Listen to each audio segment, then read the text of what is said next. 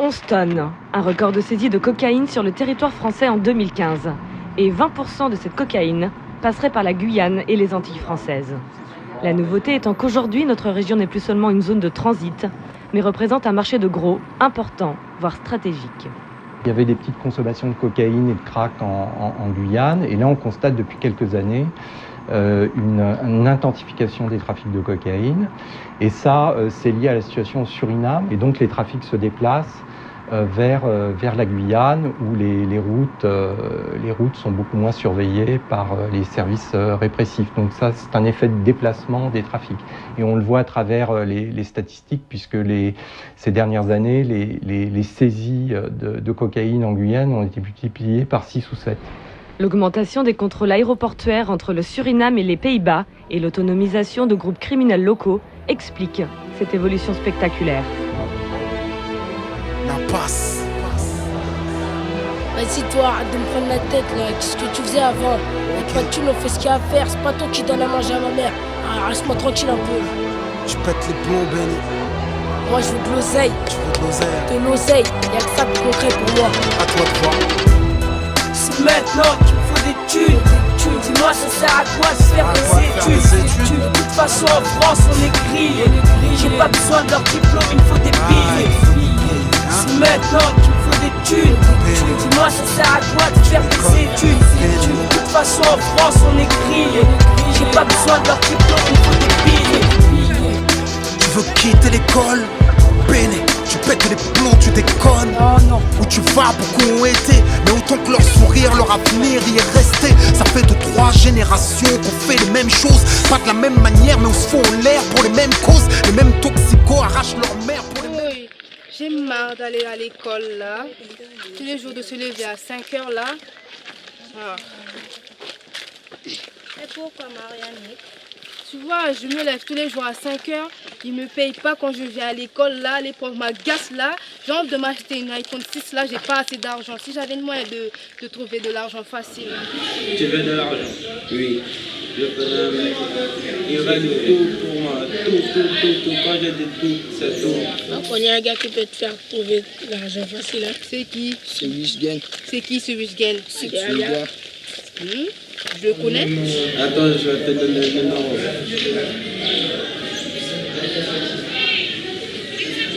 Ce mec-là. J'ai envie de rencontrer ce Wisgen, j'ai envie de savoir comment on fait pour avoir de l'argent facile, tu comprends?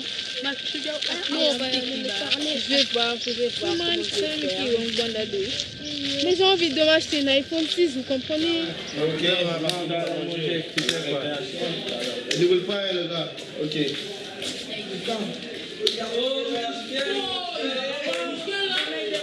Ok. Mais j'ai pas envie d'aller en cours, vous pouvez aller, je vais vous attendre là. Ah bon, les filles. Vous allez dans le À tout à l'heure. Ok, à tout À à l'heure. plus, chouchou. À plus les filles. À plus tard.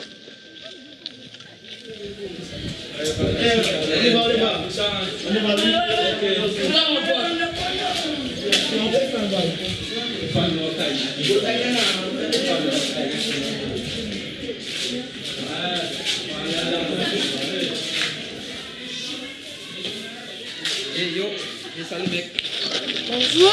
Bonjour. C'est vous le fameux Wisgen? Oui.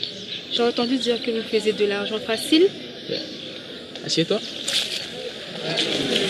Alors, donc je suis le procureur de la République.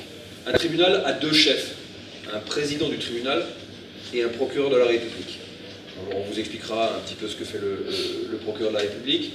Et donc là, vous êtes dans notre salle d'audience où l'on juge plusieurs fois par semaine et au moins 3 fois par semaine en comparution immédiate les délinquants les plus dangereux qui sont donc arrêtés en Guyane, ou les délinquants à la fois les plus dangereux et ceux qui ont commis les actes les plus graves. Et pour nous magistrats, mais comme pour beaucoup donc, de personnes heureusement dans cette société, le trafic de stupéfiants est un acte considéré comme particulièrement grave qui justifie que ceux qui sont arrêtés à faire du trafic de stupéfiants soient jugés dans cette salle d'audience.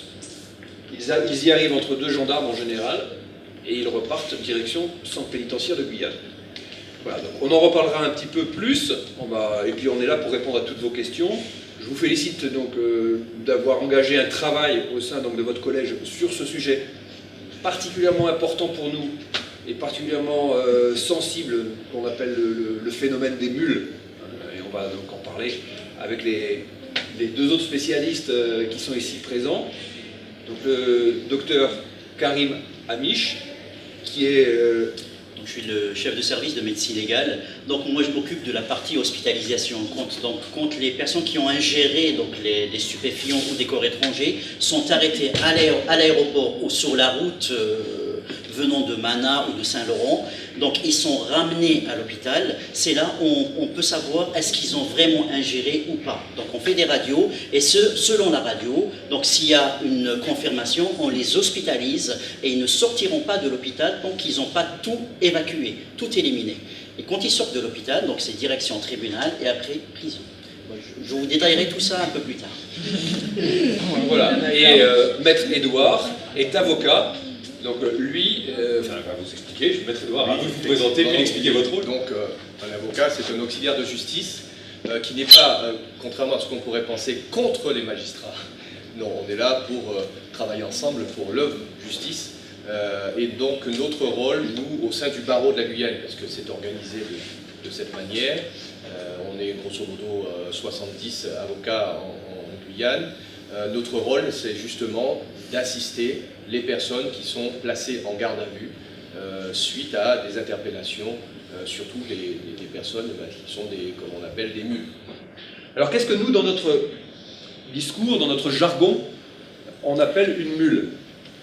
On appelle mule une personne qui transporte des ovules de cocaïne ou qui transporte de la cocaïne en général, ou d'autres drogues éventuellement, mais en réalité, la Guyane n'exporte pas de cannabis par exemple. Elle n'exporte pas non plus de LSD ou d'autres drogues. La seule drogue que la Guyane exporte, c'est la cocaïne. Alors, je suis procureur de la République ici en Guyane depuis septembre 2015. Donc ça fait un peu plus de 18 mois que je suis procureur de la République en Guyane. Et très vite, j'ai eu à connaître de ce phénomène des mules, qui est un phénomène très particulier à la Guyane. Puisque cette cocaïne, elle vient de Colombie, du Pérou un petit peu. Elle traverse en général le Venezuela, le Guyana, le Suriname, et elle arrive en Guyane. Et elle repart à destination de Paris, parce que cette cocaïne, elle est très peu destinée à une consommation locale. Il y a un peu de gens qui, en Guyane, consomment de la cocaïne, mais la Guyane, c'est environ 270 000 habitants. Il n'y a pas un marché suffisant pour les trafiquants de stupéfiants pour dire on va vendre de la drogue à la Guyane et on va gagner beaucoup d'argent. Il n'y a pas assez d'habitants. Donc cette drogue, il est beaucoup plus intéressant pour eux de l'envoyer dans l'Hexagone et puis même dans les pays limitrophes, notamment la Belgique, la Hollande. Voilà. Quand je suis arrivé en Guyane, on a fait donc un certain nombre de statistiques très vite parce que j'ai très vite remarqué, les douaniers, les gens qui s'occupent des mules, de les arrêter, sont venus me dire il y a une explosion du phénomène. Donc à la fin donc, de 2014, on avait arrêté 183 mules. Et à la fin de 2015, on en avait arrêté 335. Et à la fin de 2016, on en a arrêté 376. Donc on a doublé le nombre des arrestations de mules. Reconnaît Fukujara. Ok. Super, allez. J'ai des problèmes. Ouais, c'est ce que Roger m'avait dit que t'as des petits soucis d'argent. Comment on fait pour avoir de l'argent facile? Non, c'est pas dur, hein. C'est comment? Je te donne quelque chose à avaler. À votre avis, combien de boulettes une personne peut transporter dans son corps? 70. 70, c'est bien 70. Ça peut être 80, ça. En général, moins d'1 kilo. C'est entre 600 et 800 grammes. 1 kilo, c'est 1000 grammes. Comment? 1000 grammes. Ah ouais. D'accord? C'est 600 et 800 grammes. 600 et 800 grammes, donc sont donc à l'intérieur des boulettes, et chaque boulette, elle pèse combien? 10 grammes. 8 à 10 grammes. Suivez bien le raisonnement. Chaque boulette, elle pèse entre 8 et 10 grammes. La dose létale, ça veut dire que une dose qui peut tuer la personne, qui peut tuer la mule. La personne qui a ingéré ces boulettes, c'est 1,2 grammes. Une boulette contient combien? 8 à 10 grammes. Et combien de grammes pour mourir? Il faut combien de grammes pour mourir? 1,2. 1,2. Une boulette contient 8 à 10 grammes. Et seulement 1,2 grammes, ça veut dire 1/10 de la boulette, peut tuer la personne. Vous voyez bien que c'est quelque chose de grave. D'accord? Si on prend le risque, il faut que le risque vaut la chandelle, quoi. Et ce n'est pas le cas, malheureusement. Tu pars en France, tu vas livrer, et on donne ton argent, on paye le billet pour toi, tout ça, c'est gratuit. Et tu peux m'expliquer un peu clair c'est quoi le truc que je dois mettre, le truc que je dois avaler, c'est quoi? Non, mais je veux être sûr que tu es d'accord. Je suis d'accord parce que là, j'ai un peu de problème avec ma famille et j'ai envie de m'acheter une iPhone 6 là et j'ai pas trop d'argent. Et là, chaque matin, je me lève à 5 heures pour aller à l'école pour rien. Je suis très d'accord, je suis plus que d'accord. Ok. Bon, c'est de la drogue. Hein? De la drogue. La drogue, c'est quoi ça? Ça va être très dur. Hein. Non, c'est pas dur, non. T'inquiète, c'est pas dur. C'est facile. Oui. Facile. La première fois, ça va un peu, mais deuxième, troisième, c'est facile. Il y a des différentes boules, il y a des celui qu'on passe par les fesses et qu'on avale. Je veux dire, c'est pas facile pour toi parce que toi, c'est la première fois. Bon. Quand tu vas avaler, tu vas partir à l'aéroport. Mais je veux dire, ça c'est pas légal. C'est pas légal. Il faut pas attirer l'attention. Mais tu dois faire attention à la douane, dans l'aéroport. Oui, je parle pas de Et ça. dans l'avion, tu dois pas trop attirer l'attention, tu sais. Tu dois rester Je fais calme, comme si t'allais, tu sais. Oui, j'ai compris. Comme si j'ai rien de... Tu sais? Si on te demande qu'est-ce que tu vas faire, tu dis que tu vas rendre visite à ta soeur, ok? Oui. À ta soeur et ça. Oui, j'ai tout compris, moi, j'ai tout compris. Est-ce que justement les trafiquants n'utilisent pas les jeunes comme étant finalement des fusibles et transportent la cocaïne différemment, en tout cas avec d'autres personnes, d'autres... voilà. De leurre. Voilà, c'est des leurres en fait. Justement, ces personnes-là sont ciblées déjà avant leur arrivée à l'aéroport. Déjà les douaniers, parce que moi je suis à l'hôpital, donc je les reçois quand ils arrivent avec les douaniers ou les policiers. Dans quasiment tous les cas, ils sont positifs. Quand je dis ils sont positifs, ça veut dire quand on va faire une radio, on va regarder des boulettes de cocaïne à l'intérieur. C'est très rare que les douaniers ou les policiers de la PAF, de la police aux frontières, se trompent sur ces gens-là, parce qu'ils sont ciblés. Dès qu'ils sont ciblés, ils sont ciblés parce qu'ils sont jeunes, parce qu'ils voyagent seuls, parce qu'ils achètent leurs billets en espèces, parce qu'ils n'ont pas d'hôtel, parce que souvent ils n'ont pas de bagages. Il y a plein de signes comme ça qui orientent orientent les douaniers ou les policiers. Quand ils arrivent à l'aéroport, première chose à faire après, c'est le comportement. Parfois, ils sont stressés, on voit qu'ils sont en sueur, des fois pas, tout dépend des personnes. Ensuite, on leur fait un test urinaire. Le test urinaire, c'est-à-dire on leur demande d'aller faire pipi. Vous savez, on les accompagne aux toilettes, on leur donne un petit flacon, ils font pipi dans le flacon et on a une bandelette qu'on met dedans et avec ça, on peut savoir s'il y a de la cocaïne ou pas. Si le test est négatif, c'est pas parce qu'il est négatif que ces gens-là n'ont pas ingéré de cocaïne. Il est négatif parce que l'emballage est bien fait, parce qu'il n'y a pas de rupture et encore heureux, mais l'emballage est bien fait. Il peut être positif, et même s'il est positif, aussi, ça ne veut pas dire que ces personnes-là ont ingéré des boulettes de cocaïne. Il peut être positif parce que ces gens-là ont été au contact d'un produit ou d'une valise ou quoi que ce soit qui contenait de la cocaïne, donc il y a des traces de poudre qui restent sur les mains. Voilà. Ça veut dire quoi? Ça veut dire que l'emballage peut être semi-perméable. Il est perméable, mais pas au point de tuer la personne. Et ça veut dire aussi que la personne, elle consomme de la cocaïne. Si elle consomme, c'est forcément, on va avoir un test urinaire positif. Qu'il soit positif ou négatif, plus tous les paramètres de ciblage, on les ramène à l'hôpital. Donc ils sont accompagnés par les douaniers ou les policiers à l'hôpital. Ils arrivent dans mon service, donc, ce qui est l'unité médico-judiciaire, où il y a des médecins, des infirmières, des psychologues. On leur fait faire une radiographie. Je vais vous montrer tout à l'heure quelques images de radiographie où on voit très bien, On n'a pas besoin d'être médecin pour voir les boulettes. Tout le monde peut les observer et les remarquer. Et des fois, quand on a des mules, même avec le médecin, il continue de dire « mais non, je n'ai rien pris, je n'ai rien pris ».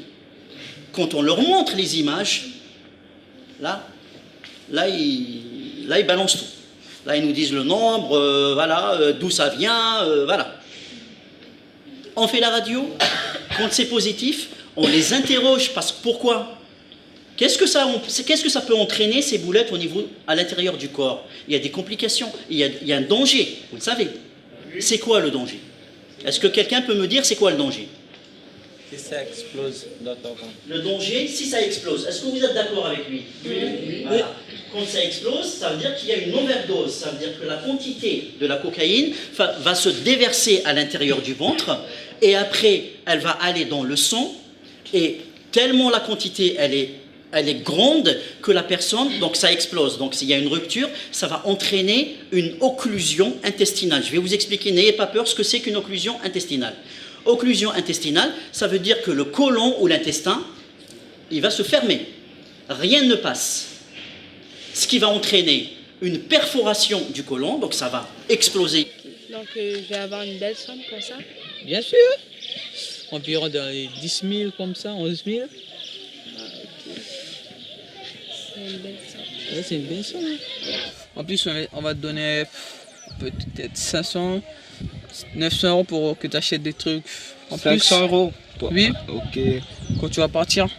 Et si on n'agit pas tout de suite, si on n'opère pas tout de suite, la personne va mourir, on ne peut pas la sauver. C'est ça le drame. Et quand on a des jeunes, quand on a des adolescents, même les personnes âgées, on ne peut pas accepter que ces gens-là, et parfois, elles prennent le risque pour quelques milliers d'euros, 2 000 euros, 3 000 euros, d'ailleurs qu'elles reçoivent, qu'on ne leur donne même pas, on leur donne une fois arrivés à Paris. Après, est-ce qu'on va leur donner cet argent ou pas? On n'en sait rien. Ils prennent le risque, un danger, ils laissent des gamins, ils laissent des parents, ils laissent une femme, ils laissent un homme. Et ils prennent le risque qu'à mon avis, ne vaut pas le coup. Ne vaut pas le coup. Pour 2 000 euros, c'est rien du tout. On risque sa vie, on risque la vie de toute sa famille. Si on a des enfants, on perd ses enfants, on perd sa femme, on perd son foyer, on perd son boulot, on perd tout. Et on risque de mourir en plus. Tu sais, t'es une belle fille. Je voudrais pas que quelque chose t'arrive. Mais je vais pas te mentir. Tu sais, mon boss, ce gars-là, il joue pas. Si par malheur, une des boules se gare en chemin, ta famille, tes parents, je pense pas que ça va aller bien pour eux. Je te mens pas. Je pense pas que ça va bien se finir. Tu sais. Mais moi, je suis pour. J'ai pas dit que j'allais le faire, mais comme on me dit que je vais perdre ma famille à cause de ce truc-là... Non, écoute-moi. Tu vas pas perdre ta famille. Toi, je te connais, j'ai confiance en toi. J'ai pas peur de toi. Toi, je sais que tout va aller bien pour toi. Mais je te dis simplement que fais attention, ok? Bon, on se voit à 2h? Ok, Boukoudjaga. Ok, ça marche. Ok, tout à l'heure. Je t'attends ici? Ok. Ok, ça marche. Ouais. À plus tard.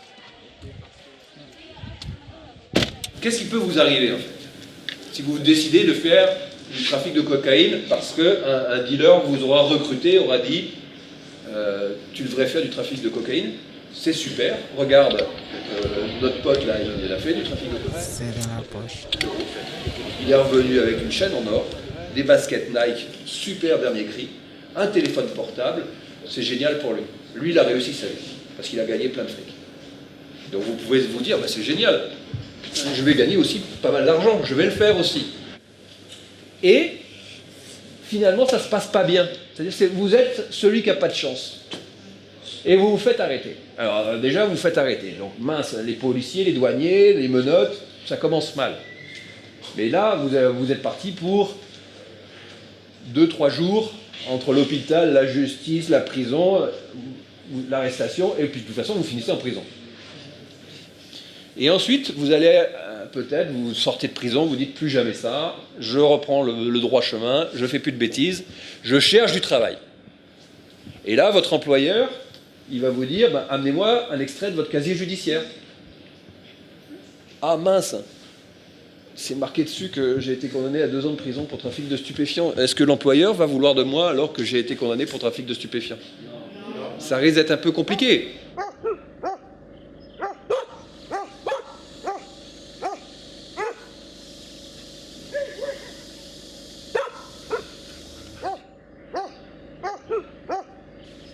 En plus de la peine de prison, ils obtiennent ce qu'on appelle une amende douanière, qui est de plusieurs milliers d'euros. Et les douanes peuvent demander le paiement de cette amende pendant des années. Donc ils vont vous laisser tranquille, la mule qui sort de prison pendant plusieurs mois. Et puis un jour, ils s'aperçoivent qu'elle a retrouvé un travail, qu'elle touche un salaire, et ils vont lui dire, je vous rappelle que vous avez 10 000 euros à payer d'amende douanière, et donc tous les mois, ils vont lui piquer une partie de son argent. Voilà. Donc ça peut être des soucis, des enquiquinements pour des années et des années.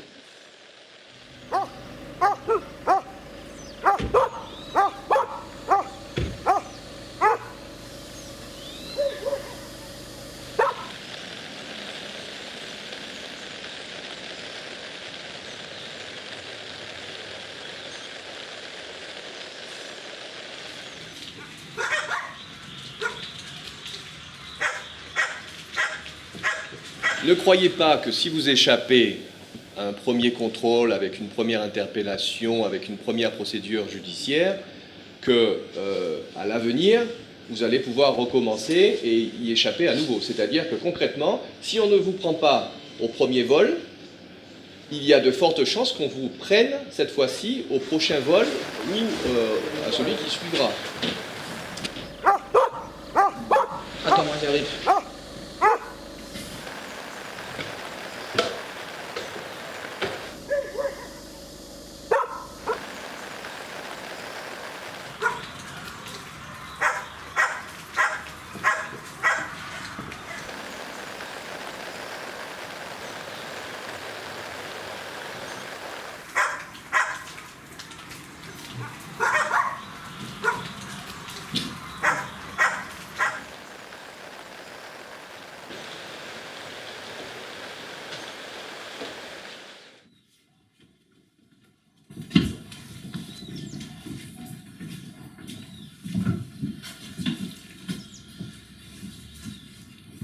Est-ce que je me suis bien fait comprendre? C'est-à-dire que concrètement, vous êtes quand même suivi. C'est-à-dire que les douaniers, et là je parle sous le contrôle de monsieur le procureur, par stratégie, des fois ils laissent passer une mule. Par contre, il y a de fortes chances qu'au prochain séjour, au prochain voyage, que cette mule ou ces mules soient interpellées, cette fois-ci de manière réelle. Vous êtes les premiers concernés. Et les plus jeunes sont les premiers concernés. Donc vraiment, et si j'espère que personne d'entre vous n'a eu l'idée de s'inscrire sur ces fameuses listes on dit qu'il existe donc quasiment une liste de personnes qui demandent à faire le voyage pour être mule. Donc je ne sais pas si ça existe, s'il y a une vraie liste écrite, j'imagine pas. Mais il est très facile de recruter pour les trafiquants, donc des mules. Donc j'espère que vous n'avez jamais été approché. Mais j'espère, voilà, au moins, si c'est le cas, maintenant vous connaissez en tout cas les dangers et l'ensemble des risques du sujet. Et d'autre part, même si vous n'êtes plus ou pas concerné, il y a des messages qu'il faut faire passer auprès de vos proches et auprès de vos familles.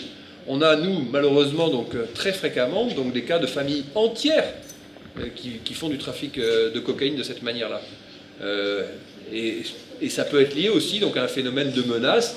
La première, ou alors parce qu'elle a eu une chance, quelqu'un dans la famille a réussi à faire le passage, les autres se disent bah, ça marche, je vais faire pareil, etc. Mais est-ce que pour une belle paire de baskets et un beau téléphone, ça vaut vraiment le coup? J'en suis pas. Non. J'en suis pas persuadé.